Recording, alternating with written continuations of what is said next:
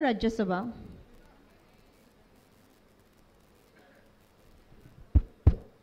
आज आपले लोकप्रिय नेते खासदार अनिल बोंडे यांचा वाढदिवस आहे। मी माननीय मुख्यमंत्री महोदयांना विनंती करतो की माननीय खासदार अनिल बोंडेचं स्वागत करते।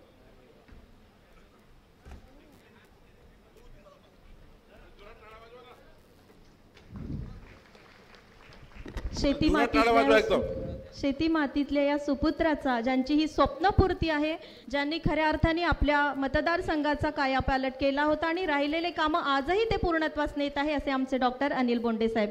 आदरणीय साहेब, मी आपणास आमंत्रित करते की आजच्या या सोहळ्याचं प्रास्ताविक करतील सन्माननीय खासदार डॉक्टर अनिल बोंडे साहेब।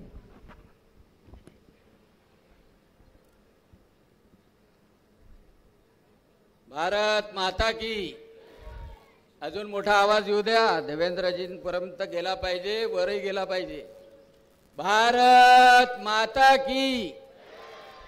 छत्रपती शिवाजी महाराज की। बहुप्रतीक्षित असलेल्या शासकीय मत्स्य विज्ञान महाविद्यालयाच्या भूमिपूजन प्रसंगी आणि महाविद्यालय सुरू करण्याकरता आलेले सर्व कोट्यावधी बहिणींचे लाडके देवाभाऊ आणि महाराष्ट्राचे लाडके मुख्यमंत्री देवेंद्रजी फडणवीस, आपल्या अमरावती जिल्ह्याचे लाडके कर्तव्यदक्ष आणि ऊर्जावान पालकमंत्री श्री चंद्रशेखरजी बावनकुळे, महाराष्ट्रामध्ये ज्यांचा आवाज सातत्याने घुमतो असे प्रखर मत्स्य विकास मंत्री नामदार नितेशजी राणे, त्याचप्रमाणे इथे उपस्थित असलेले मत्स्य विज्ञान विभागाचे सचिव श्री रामास्वामी सर, आमदार मोर्शी विधानसभा मतदारसंघाचे आमदार श्री चंदूभाऊ यावलकर, श्री केवलरामजी काळे, श्री प्रवीणजी तायडे, श्री राजेशजी वानखडे, श्री प्रतापजी अडसड, त्याचप्रमाणे ज्येष्ठ आमदार आणि आमचे मार्गदर्शक आणि मत्स्य विज्ञानच्या एक्झिक्युटिव्ह कमिटीमध्ये वरिष्ठ असलेले आमदार चैनुभाऊ संचेती, उपस्थित असलेले कुलगुरू श्री नितीनजी पाटील, माजी खासदार नवनीतजी राणा, श्री रामदासजी तडस, माजी आमदार रमेशजी बुंदेले, श्री प्रभुदासजी बिलावेकर, त्याचप्रमाणे डॉक्टर धांडे, रविराजजी, विभागीय आयुक्त श्वेता सिंगल मॅडम, जिल्हाधिकारी आशिषजी एरेकर, मनपाच्या सीईओ सौम्या चांडक मॅडम आणि जिल्हा परिषदच्या सुद्धा सीईओ महापात्रा मॅडम, उपस्थित असलेले सर्व मान्यवर, कोणाचं नाव सुटलं असेल तर आजच्या दिवशी मला माफ करून टाकाल, तर उपस्थित असलेले सर्व व्यासपीठावरचे मान्यवर, उपस्थित असलेले मोर्शीमधले सर्व, मोर्शी वरुड अमरावती जिल्ह्यामधल्या सर्व माझ्या माता भगिनींनो आणि बांधवांनो, खरं म्हणजे मी मनपूर्वक देवेंद्रजी फडणवीस यांचं स्वागत करतो आणि आभारही मानतो, कारण देवेंद्रजी फडणवीस यांनी मत्स्य विज्ञान महाविद्यालय 2019 मध्ये मंजूर केलं होतं, पण 2019 मध्ये मंजूर झाल्यानंतर सरकार गेलं आणि त्याच्यामुळे महाविद्यालय गेलं, ते महाविद्यालय थंड्या बस्त्यात पडलं। नंतर सरकार आलं, पण देवेंद्रजी उपमुख्यमंत्री झाले, पण ते मुख्यमंत्री व्हायचीच वाट होती या महाविद्यालयाला। जेव्हा पुन्हा देवेंद्रजी फडणवीस मुख्यमंत्री झाले त्यावेळेला कॅबिनेटमध्ये हे महाविद्यालय मंजूर झालं आणि 208 कोटीचं महाविद्यालय हे आज इथे आपल्याला पाहायला मिळते। मोर्शी मत्स्य विज्ञान महाविद्यालय अतिशय एक विकासाचा मैलाचा दगड आहे। चौथं महाविद्यालय महाराष्ट्राचं, भारतातलं 21वं महाविद्यालय आहे आणि बॅचलर इन फिशरीज हा असा कोर्स आहे की त्याच्यामध्ये आतापर्यंत निघालेला कोणीही मुलगा बेरोजगार राहिलेला नाही आणि त्यामुळे हे महाविद्यालय एक संशोधनाचं केंद्र राहणार आहे। शेतकऱ्यांचे शेततळे असो, किंवा भोई समाज आमचा, त्या भोई समाजाला 10% वाढीव गुण मिळतात आणि म्हणून भोई समाजाच्या उत्थानासाठी सुद्धा अतिशय महत्त्वाचं राहणार आहे. फूड टेक्नॉलॉजीमध्ये सुद्धा खरं म्हणजे प्रधानमंत्री नरेंद्रजी मोदी यांचं स्वप्न आहे की भारत आजही मोठा एक्सपोर्टर आहे, पण पुन्हा 1 नंबरचा झाला पाहिजे. 100 लाख मेट्रिक टनापेक्षा मत्स्य उत्पादन झालं पाहिजे आणि म्हणून ह्या महाविद्यालयाचं मुख्यमंत्री देवेंद्रजी फडणवीस यांनी मंजूर केलं. एक नवा आयाम अमरावती जिल्ह्याला प्राप्त झाला. सीएम साहेब, मी तुम्हाला सांगू इच्छितो, मी यासाठी आग्रह केला भूमिपूजनचा, कारण 2014 मध्ये तुम्ही वनपर्यटन उद्यान उद्घाटित केलं होतं. मी पहिल्यांदा भारतीय जनता पक्षाकडून आमदार झालो होतो, तुम्ही उद्घाटित केलं आणि आज त्या वनपर्यटन उद्यानाने तुम्ही सांगितलं होतं काय काय काळजी घ्याल. 10 कोटी रुपयाचा रेव्हेन्यू कमावलाय. 10 कोटी रुपये म्हणजे एक काही पर्यटनाची स्कीम नसताना 10 कोटी रुपये एका 27 हेक्टरवरच्या उद्यानाने प्राप्त करून दिले. तुम्ही सोलरचं उद्घाटन केलं होतं गव्हाणकुंडला. आज शेतकऱ्यांना 16 मेगावॅट विद्युत त्यामधून प्राप्त होते आणि त्यामुळं माझी ही आकांक्षा होती की आलं पाहिजे तर मुख्यमंत्री देवेंद्रजी फडणवीस यांनीच आलं पाहिजे आणि त्यांच्या करकमलाद्वारे झालं पाहिजे. आम्ही काही प्रकल्प करतोय की छत्रपती शिवाजी महाराजांचे पुतळे प्रत्येक गावात 50 गावात तरी असावे, त्यांच्या नावाने उद्यान व्हावं. एक नाविन्यपूर्ण प्रकल्प आमची राजेश्वर माऊली आहे, राजेश्वर महाराज, त्यांनी मला गुरुपौर्णिमेच्या दिवशी सुचवला की 1 ट्रीचा प्रोजेक्ट राबवा डॉक्टर. आणि मी फॉरेस्टच्या खात्यामध्ये फॉरेस्ट विभागाच्या मार्फत एक 10 हेक्टर जागेवर फक्त वडाचे झाड लावत आहे आणि त्याचं नाव आहे नमो अहिल्या वट वन उद्यान आणि त्याला परिक्रमा मार्ग सुद्धा आहे. 500 झाडाला परिक्रमा, 300 झाडाला परिक्रमा आणि अहिल्यादेवी होळकर यांचं एक खऱ्या अर्थानं ते स्मारक व्हावं यासाठी तो प्रयत्न करतोय. दोन्ही तहसील, 3 नगरपालिका, हॅमचे 500 कोटीचे कामं, जलतरण तलाव माननीय मुख्यमंत्री महोदय आपल्या काळात आपण मुख्यमंत्री असताना झालेले. आपण आले याबद्दल आभार यासाठी मागतो की मागच्या वर्षी 3 ऑगस्टला आपण आले होते आणि मागच्या वर्षी 3 ऑगस्टला आल्यानंतर पूर्ण 5ही भारतीय जनता पक्षाचे आमदार आणि उरलेले 2 मित्र पक्षाचे आमदार इथल्या अमरावती जिल्ह्याने निवडून दिले आणि म्हणून आज जर आले, आज आपण आले तर याच्यानंतरच्या येणाऱ्या निवडणुका राहतील त्यामध्ये अमरावती जिल्हा पूर्णपणे भाजपमय होईल याची गॅरंटी मी देतो. जास्त वेळ घेत नाही. मी खरोखर या कॉलेजच्या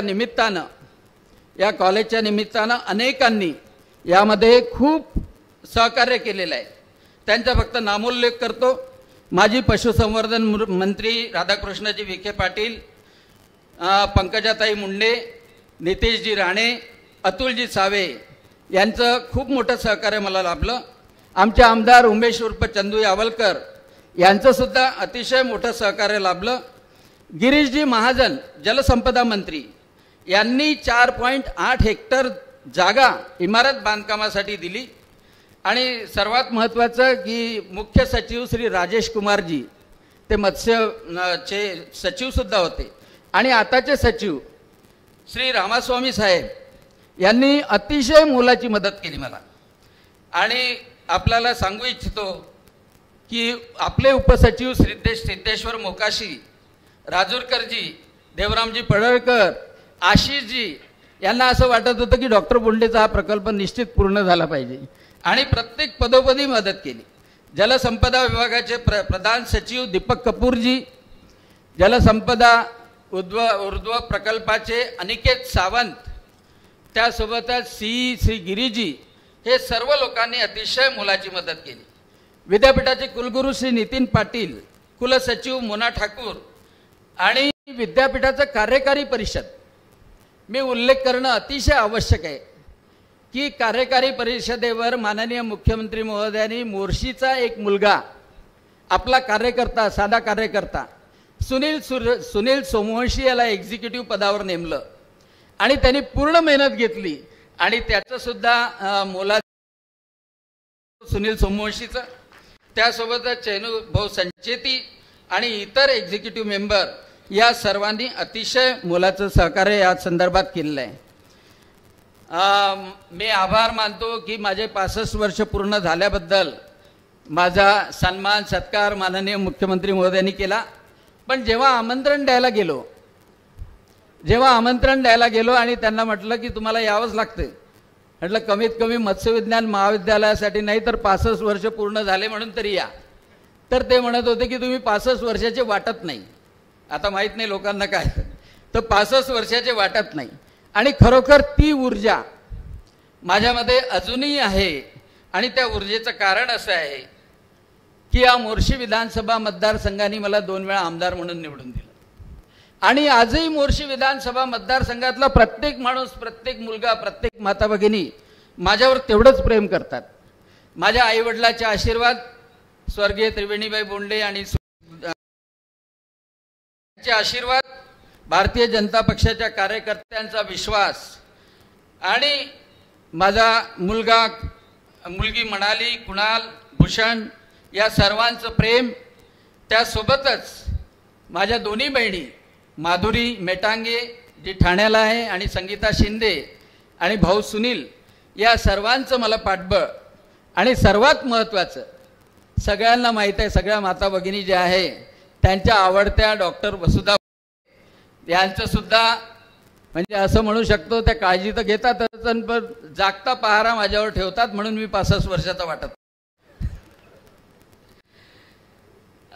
खरं जर पाहिलं तर वैद्यकीय, कौटुंबिक आणि सामाजिक राजकीय जीवनामध्ये त्यांची अनमोल साथ मला प्राप्त झाली. आणि खऱ्या अर्थानं जर पाहिलं तर एका हिंदुत्वाच्या विचाराला घेऊन मी समोर गेलो आणि माझ्या जीवनाला उजाळा जर दिला असेल तर तो देवेंद्रजी फडणवीसांनी दिला. 2014ला भारतीय जनता पक्षाचा आमदार म्हणून निवडून आल्यानंतर मला विधानसभेमध्ये सातत्यानं बोलण्याची संधी दिली. एवढ्या वेळपर्यंत बोलण्याची संधी दिली आणि शेवटी मला कॅबिनेट मंत्रीपद आणि ती माझं आवडतं कृषी मंत्रीपद त्यांनी दिलं. आणि 2019मध्ये दुर्दैवाने पराभूत झाल्यानंतर सुद्धा किसान मोर्चाचं प्रदेशाध्यक्ष केलं, राष्ट्रीय सरचिटणीस केलं आणि राज्यसभेचा सदस्य केलं. आज मी तिथे गेल्यानंतर मला वाटतं की राज्यसभेचा सदस्य म्हणून मी किती मोठ्या मोठ्या लोकांसोबत बसतोय. काही राज्याचे माजी मुख्यमंत्री आहे, काही शास्त्रज्ञ आहे आणि ती मोठी संधी दिली आणि आपण खूप मोठा विश्वास टाकला म्हणून मी 65 वर्षाचा कदाचित वाटत नाही.